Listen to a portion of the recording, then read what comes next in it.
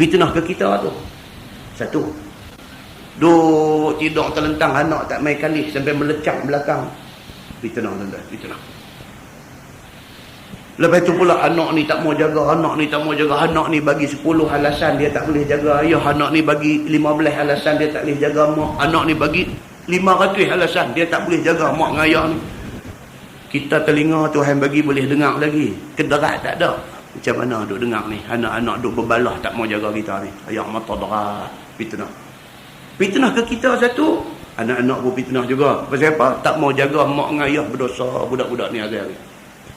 Kalau boleh, kalau Allah bagi kat kita pilih, mau macam mana, kita nak abang mau macam ni. Tak mau sakit lama-lama, bagi demam 1-2 hari sudah, ambil kopi bang.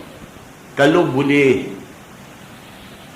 muslimin dan muslimat yang dirahmati Allah sekalian, kita nak buat bagi cantik-cantik, kita pun tak mau fitnah, tak mau bagi anak-anak kita berdosa. Ada orang nak mati dia dan dia main sakit, sakitnya orang kata wajah, yang kata sakratul maut ni, dalam sakit tu dia dah lagi bercakap tuan-tuan.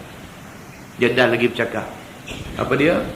Yang pertama dia pesan dekat anak-anak semua, dia kata apa jadi pun jangan tinggal semayang.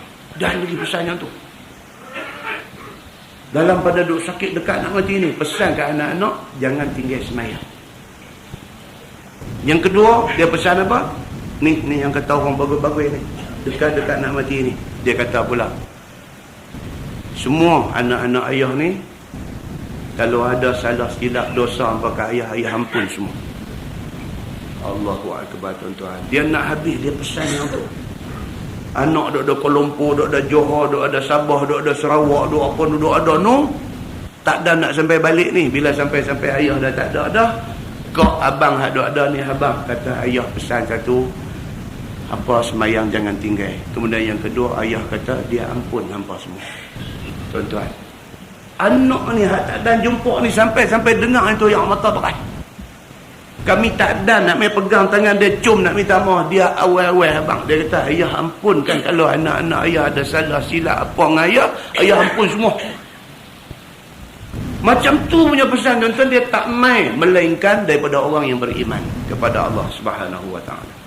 Hak ni lah, hak ni hak Quran dah beritahu, hak ni kita nak kena ambil, nak kena minta dekat Tuhan hari-hari. Ya Allah, kalau boleh bagi kat aku macam ni, kalau boleh bagi kat aku macam ni.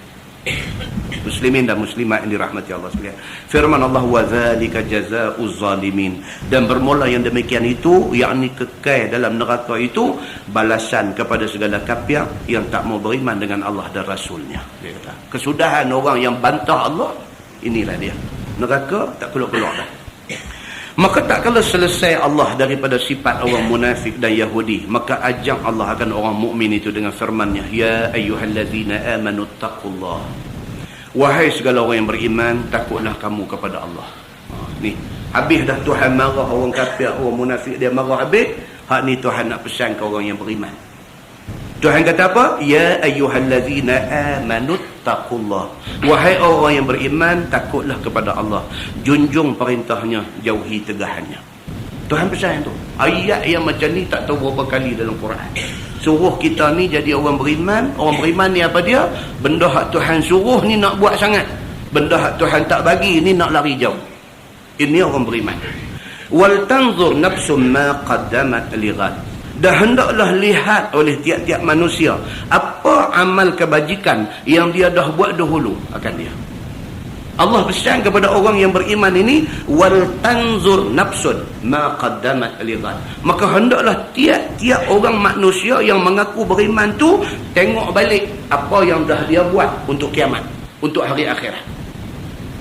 Tanya diri kita, aku sembahyang cukup tak kah? Tanya ni, hak kita buat dak ni macam mana? Tanya diri kita ni, aku ni puasa-puasa hak duk buat ni apa semua ada tinggal ke tak kah? Kalau tinggal, berapa lama tinggal? Aku qada balik ke tak lagi puasa-puasa yang aku tinggal ni? Kena muhasabah balik daripada kita akil balik dulu umur kita berapa, agak-agak banyak mana kita tinggal. Setelah hadis Nabi kata apa? Nabi kata fadainullah ahaqqu an yuqda. Nabi kata maka utang kamu dengan Allah itu lebih mustahak kamu bayar. Kita hutang puasa. Noh, daripada kita akil balik, kata umur 14, umur 15, umur 16 dulu ni. Yang kita ingat-ingat kita start puasa cukup. Tiap-tiap bulan Ramadan puasa cukup ni umur berapa? Hak sebelum tu kira tak puasa. Qadha balik. Lagi Allah tak panggil kita balik menghadap dia, lagi tak mati, qadha balik. Qadha balik. Qadha balik. Tak kira lah. Dia kata, ustaz, saya nak buat hari Senin, hari Khamis. Saya niat sekali dengan puasa qadha, sekali dengan puasa sunat. Boleh tak boleh? Buatlah. Jangan tak qadha sudah.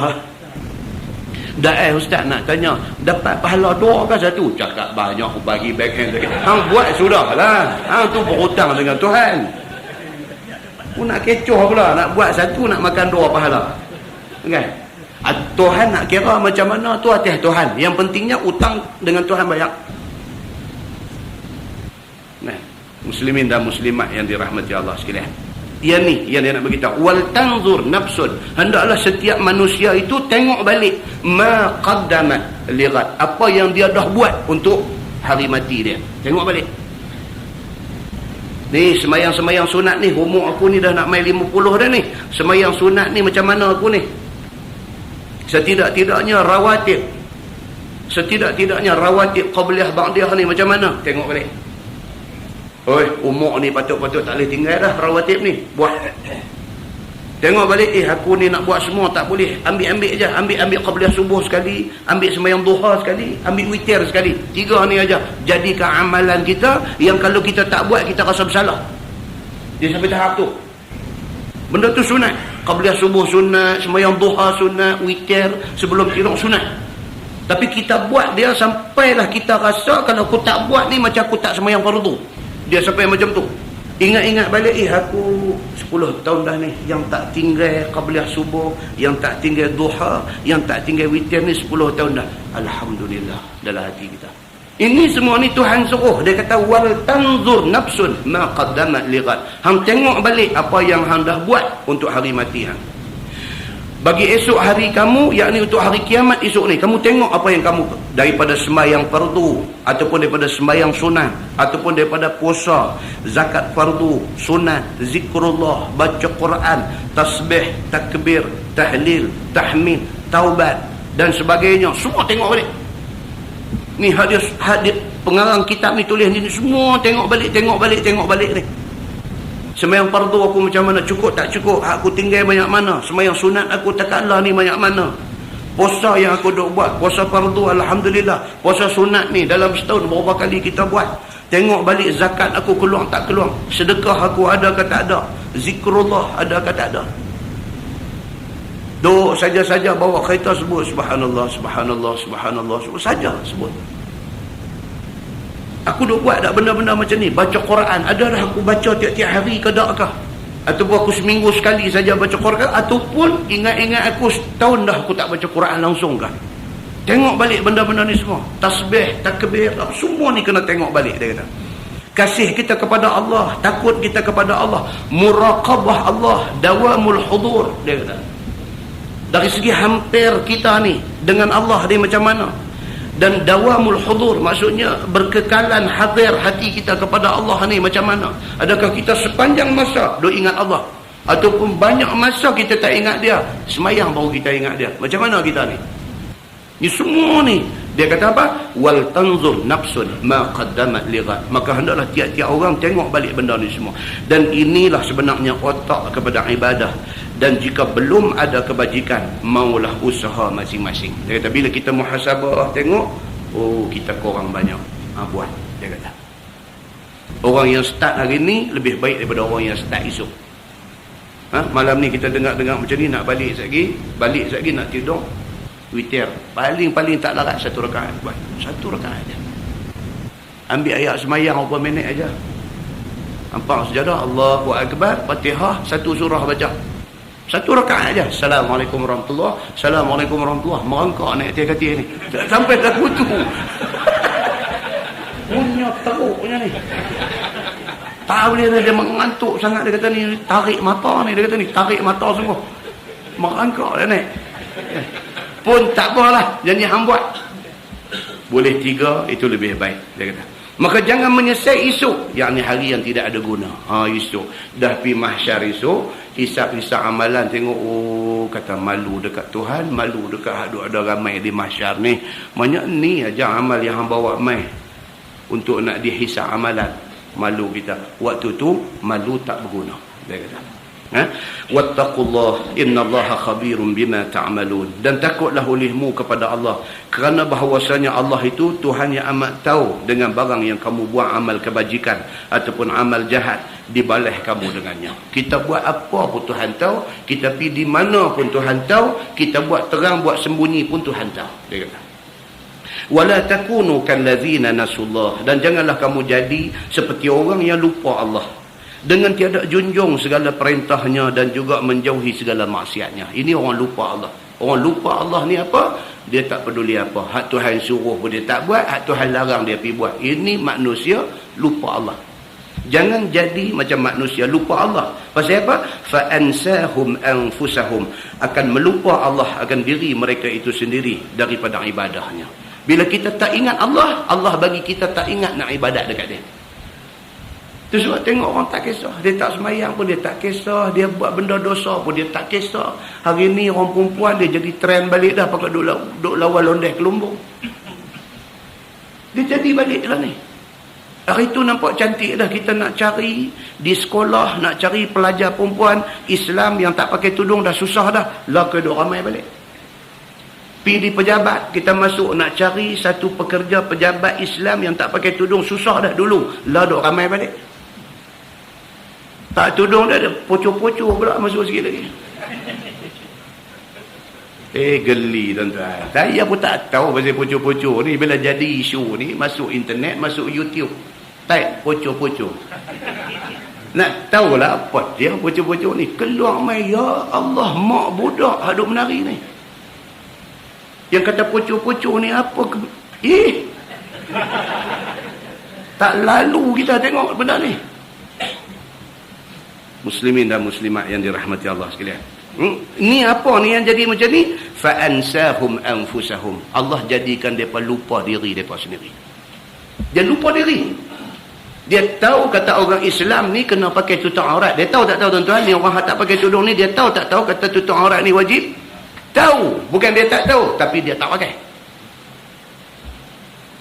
Tuan-tuan, kalau duduk di Malaysia ni nak jadi manusia yang tak tahu kata hukum orang perempuan ni kena tutup rambut. Ada tak tuan-tuan? Duduk tempat paling ulu dalam Malaysia ni, tahu kata orang perempuan tutup rambut tu wajib. Tahu. Ini ke pula duduk tengah bandar raya, duduk tengah bandar, kata tak tahu kata orang perempuan wajib tutup. Kacau tuan-tuan. Bila ada kematian, reti pula ambil kain kelumbung bubuh. Hang bubuh buat apa? Hang bubuh apa? Dia kata tak boleh, ni main kematian kena pakai buat apa? Dia tak boleh kata ni. Dak yang hang balik lagi hang buka pasal apa? Itu tak apa. Maknanya dia tahu ke tak tahu hukum ni? Tahu ke tak tahu? Tahu. Engkar. Yang ni yang kata engkar. Muslimin dan muslimat yang dirahmati Allah sekalian. Pasal apa? Rupanya Quran kata wala takunu kallazina nasullah fa ansahum anfusahum. Jangan jadi macam orang yang lupa Allah. Pasal apa? Bila dia lupa Allah, Allah jadikan dia lupa kepada diri dia sendiri. Dia tak buat benda yang boleh menyebabkan dia selamat daripada neraka. Dia lupa. Maka dia pergi buat benda yang nak boleh ke dia ni kena marah dengan Tuhan, nak kena pergi ke neraka Tuhan. Maka orang-orang yang macam ni menyesal dia sudah tiada memberi manfaat. Dia kata ulaika humul fasiqun. Bermula mereka itulah fasik sekalian dengan tinggal ibadah dan dengan kerja maksiat. Fasik depa ni. Dia tahu benda hak Tuhan suruh, dia tahu benda hak Tuhan larang, tapi dia tak buat hak Tuhan suruh, dia pergi buat hak benda Tuhan larang. Fa ulaika humul fasiqun. Depa ni fasik dengan Tuhan. Fasik ni makna dia apa? Jahat. Jahat depa dengan Tuhan. Pasal apa kata jahat? Pasal tahu hak mana boleh buat, hak mana tak boleh, saja langgar, jahat. Budak sekolah dia tahu undang-undang sekolah ni apa-apa, saja dia pergi langgar, jahat. Ni hang tak tahu kan ni apa yang hang buat ni salah? Tahu kata. Dah tu buat apa? Penyeh, jahat. Pasal saja langgar tu, jahat. Jahat dalam bahasa agama dia kata apa? Fasik, dia kata. Firman Allah, la yastawi ashabun nar wa ashabul jannah. Tidak sama orang yang empunya neraka dan orang yang empunya syurga, Tuhan kata. Hampa jangan ingat mudah benda ni. Itu maksud Tuhan. Hampa jangan duk ingat kata, Allah aku tak mau ikut perintah Tuhan, hang peduli apa? Esok apa-apa aku tanggung. Kalau aku langgar perintah Tuhan ni, esok Tuhan hantar aku pergi neraka pun aku yang pergi neraka, bukan hampa. Jenis cakap macam ni. Jenis cakap macam ni. Tak apalah, okey tak apa, hampa bagus, hampa orang beriman, hampa pergilah syurga. Cakap macam ni. Tuhan habaq dekat orang yang cakap macam ni, la yastawi ashabun nar wa ashabul jannah. Tuhan kata aku nak habaq kat hampa, tidak sama orang yang duduk dalam neraka dengan orang yang duduk dalam syurga. Tak sama, Tuhan kata. Hang jangan ingat sama, tak sama sekali. Ashabul jannati humul faizun. Bermula yang duduk dalam syurga itu, mereka orang yang menang di akhirat, Tuhan kata. Orang yang esok lepas-lepas hisab amalan bawa ke syurga, depa ni al-faizun. Depa ni orang menang di akhirat. Mereka itu orang taat Allah akan segala suruh dan tegahnya, bersalahan dengan orang yang masuk neraka. Mereka itu orang yang lupa nak taat kepada Allah dan Rasulnya. Tak sama masuk neraka, tuan-tuan. Kita baca dalam hadis, Nabi kata apa? Azab kepada orang yang masuk neraka ni, azab. Tuhan jadikan tiap-tiap puntung gigi dia. Tuan buka dalam Sunan At-Tirmizi, dia buat main hadis ni. Tiap-tiap puntung gigi penghuni neraka ni, satu puntung gigi dia tu Allah jadikan sebesar Jabal Uhud. Nak habang kata apa? Nak habang kata orang yang masuk neraka ni, Allah Subhanahu wa ta'ala besarkan saiz dia. Bila saiz dia besar, maksudnya apa? Sakit dia banyak. Kita luka kena pisau ujung jari ni pun pedih tak kira dah, tuang ayak gamat duduk tu sakit tu. Bayangkan kalau Allah besarkan jari kita ni jadi besar padang bola. Luka dia daripada sikit tu dibesarkan sesuai dengan jari yang besar padang bola tu. Luka sudah jadi besar. Sakit dia dengan sakit hak sikit ni, hak mana yang lebih lagi? Hak besar tu lebih lagi. Maka dalam hadis Nabi kata apa? Setiap penghuni neraka itu Allah besarkan badan dia sehinggakan sepuntung gigi dia sebesar Jabal Uhud. Bila besar dia, bila dia kena bakar, azab tu lebih kepada dia. Muslimin dan muslimat yang dirahmati Allah sekalian. Maka Allah kata apa? Allah kata tak sama. Masuk surga, masuk neraka tak sama. Hampa jangan ingat kata benda ni sama. Tak sama. Hampa masuk esok, hampa tahu macam mana azab dia. Firman Allah, "Lau anzalna hadzal Qur'ana 'ala jabal." Dan jika kami turun Quran ini ke atas sebuah bukit dan dijadikan bagi bukit itu akal macam manusia. Tuhan buat perumpamaan. Quran turun kepada manusia. Baiklah ni Tuhan kata, kalau aku turunkan Quran ni pada bukit, dan bukit tu diberi kepada dia akal macam mana manusia, la ra'aitahu khashi'an mutasaddian min khasyatillah. Nescaya engkau lihat akan dia, yakni akan bukit itu khusyuk akan suruh dan tegah Allah dan akan janjinya kepada Allah, dan berpecah-pecah bukit itu kerana takut kepada Allah. Tuhan kata, ni hampa ni manusia ni kecil saja. Aku buat turun Quran dekat hampa, hampa buat tak heran. Kalau aku buat turun Quran tu pada bukit, kalau bukit tu aku bagi akal macam mana aku bagi dekat manusia ni, bukit ni apabila dia terima Quran, dia akan khusyuk pada Allah. Bukit ni apabila dia faham isi kandungan Quran ni, dia takut kepada Allah ni sampai boleh pecah bukit tu, takut kepada Allah. Tapi manusia yang kerdil, yang kecil, yang halus, yang potek ni, dia tak takut kat Tuhan. Bacalah ayat Quran kata dia tak peduli. Dia tak heran dengan ayat Quran ni. Bacalah ayat pasal neraka ke pasal apa, dia tak heran. Ni kerasnya hati manusia ni. Allah kata kalau bukit ni diberi akal, Quran turun dekat dia, dia takut kepada Allah. Bahkan takut dia tu sampai ke tahap boleh berkecai bukit tu. Yakni hendaklah kamu tadabbur dan fikir dan perhati dan runding akan makna Quran dan ajaran Quran.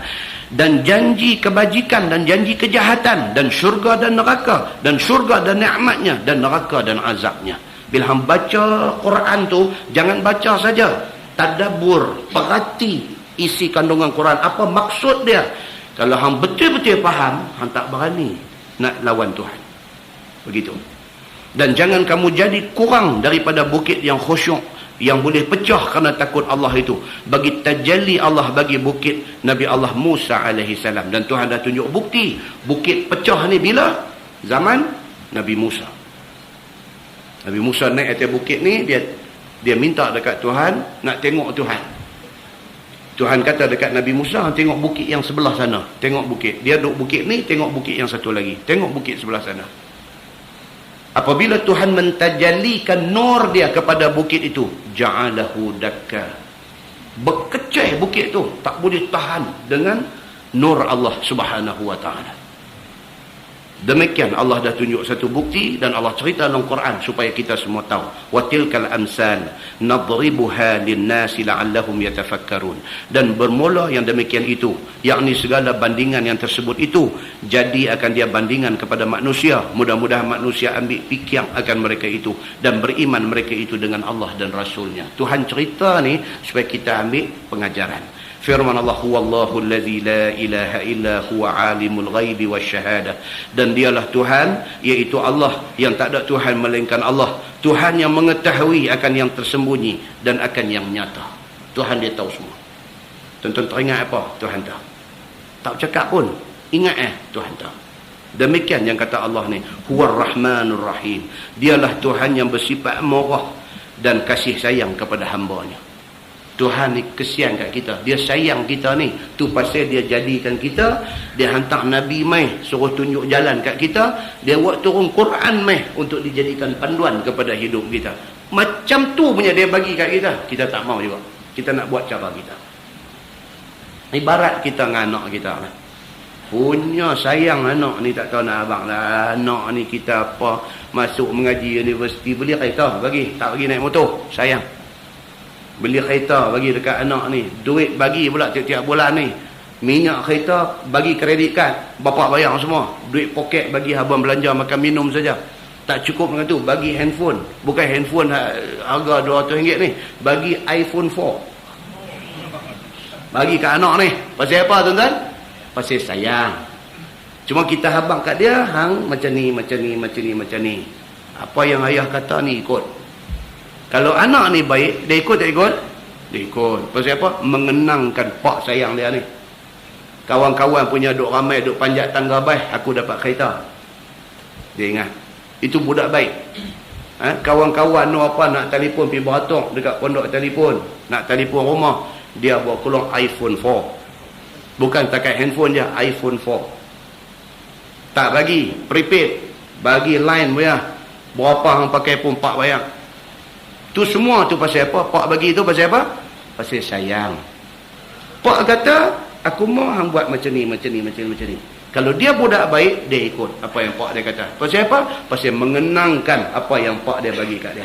Tapi kalau dia budak jahat, apa jadi tuan-tuan? Dia misuse habis semua apa dia bagi kat dia. Dia ruin everything. Orang putih kata, dia bagi lingkup habis semua. Kereta tu dia pergi bawa markah dia makan angin. Handphone tu dia pakai sampai bil sampai RM300-400. Mengaji tak terang mana. Ini budak jahat. Demikianlah bandingan kita dengan Tuhan. Hak Tuhan bagi kat kita ni bukan macam hak pak budak tadi bagi kat dia. Lebih pada tu Tuhan bagi kat kita ni. Tapi kita taat tak kepada perintah Tuhan? Kalau kita tak taat, kita budak jahat. Kita hamba dia yang jahat. Kalau anak kita tak ikut cakap kita setelah kita bagi semua kat dia, marah tak kita kat dia? Kita ungkit ni satu-satu ni di meja makan tu, satu syarahan perdana kita bagi kat dia. Hang tahu, hang tengok pak pakai kereta apa? Tunjuk kancil road tax tak renew 2 bulan lah. Tu hak pak pakai. Hang pakai apa?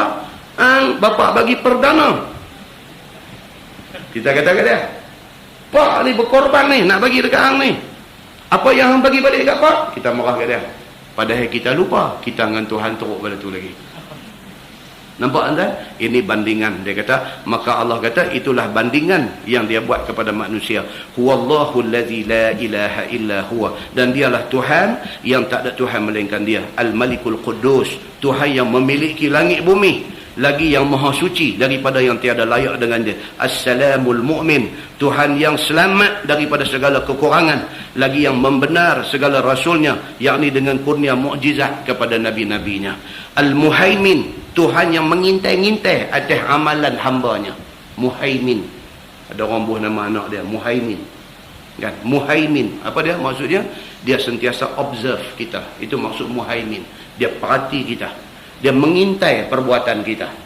Maka Allah Subhanahu wa ta'ala melihat amalan hamba. Al-Azizul Jabbar. Tuhan yang sangat kuat.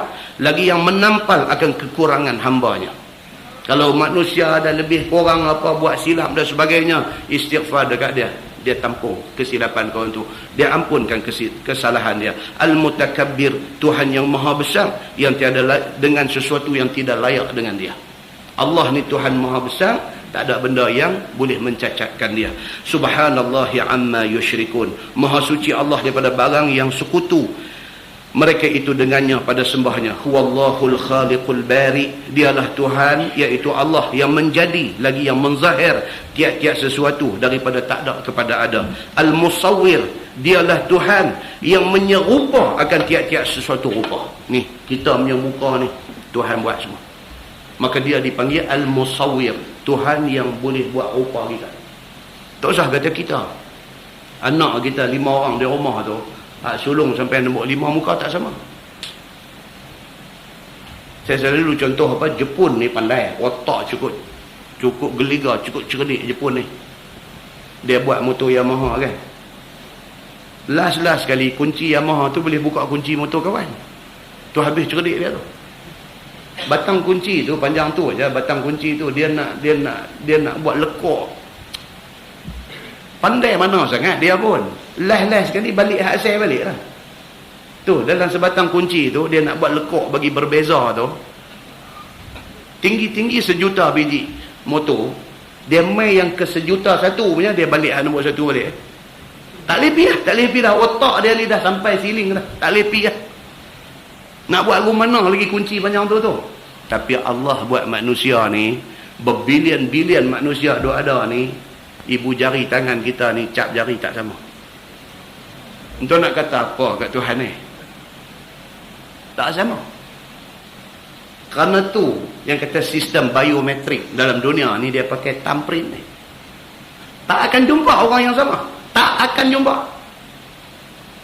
Sedangkan Tuhan kata aku boleh buat bagi sama. An-nusawwiya banana. Aku boleh buat kalau aku nak bagi jari ni sama. Senanglah kalau nak bagi sama. Tapi aku buat bagi tak sama.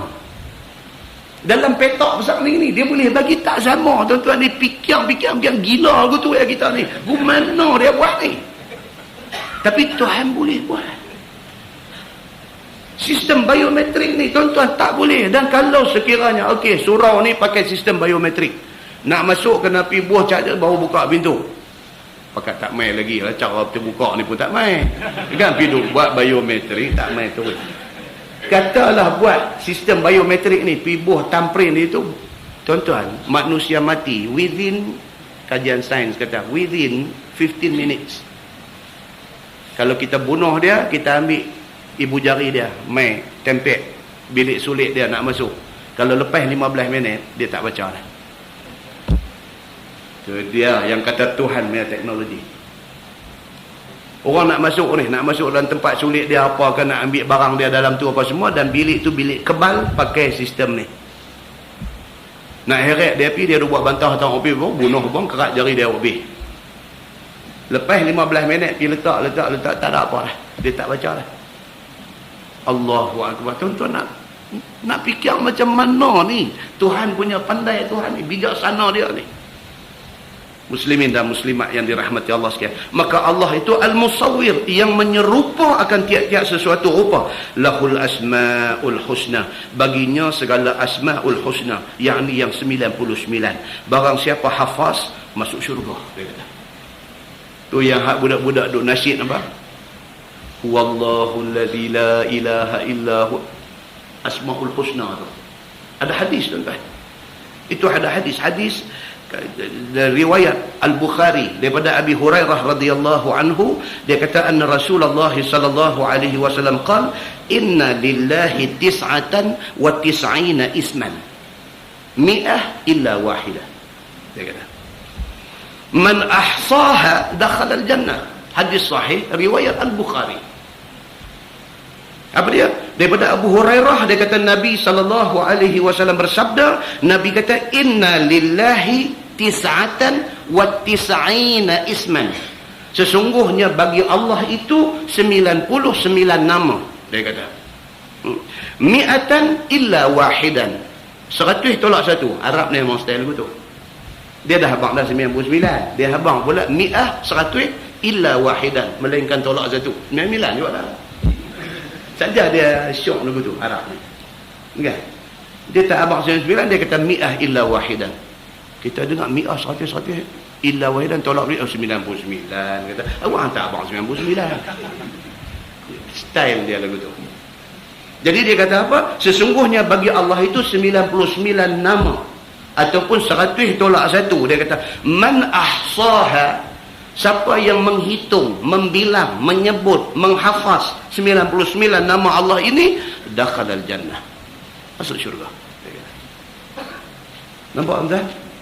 Apa yang ada lagi? Tak lagi ya, saudara. Kan? Jadi ni dia beritahu, lahul asmaul husna, baginya segala asmaul husna yang 99. Barang siapa hafaz masuk syurga. Itu hadis Bukhari. Yusabbihu lahu ma fis samawati wal ard, mengucap tasbih baginya oleh barang suatu yang di dalam langit dan bumi, iqrar dengan ketuhanannya. Itu dia. Yang kata Allah ini, semua makhluk, bukan kita aja, semua makhluk Allah, benda yang Allah cipta ni memuji Allah Subhanahu wa taala. Wa huwal azizul hakim, dan dialah Tuhan yang maha mulia, lagi amat pandai pada perbuatan, menghantar suatu pada tempatnya. Tuhan letak tu kena tempat. Nah, wallahu a'lam. Nah, muslimin dan muslimat yang dirahmati Allah sekalian, kita tangguh dengan tasbih kafarah dan suratul As. Subhanakallahumma